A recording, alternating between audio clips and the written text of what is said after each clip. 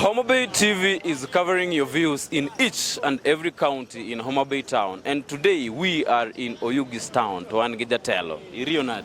Ario maber. Ero kamano. Aya, koro penjo mokwongo. King'iyo kamera cha. Sani nitiere mpango mar ng'anyo.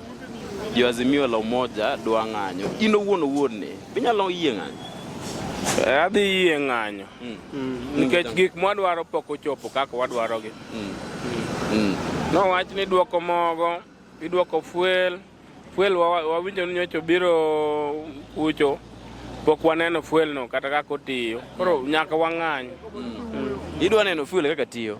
Dong pok oduoke. Dong fuel no osewach ni osebiro nego bed ni duoke. Mogo en 150, mogo no sani kidhi e duka ng'ama migi 150 onge. Koso nang'o?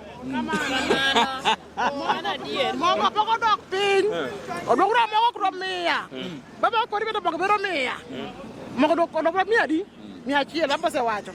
To sani kidhi e duka be ikawe gi 100. 200. Okoro mano. Wadwaro mogo 100. Wach moro kendo, iwacho ni joma ng'anyogi gikwalo dukni mek ji. Buye gi wacho? Kwalo to ok gikwal. Jomore makwalo lakini wan wang'anyo mamuol.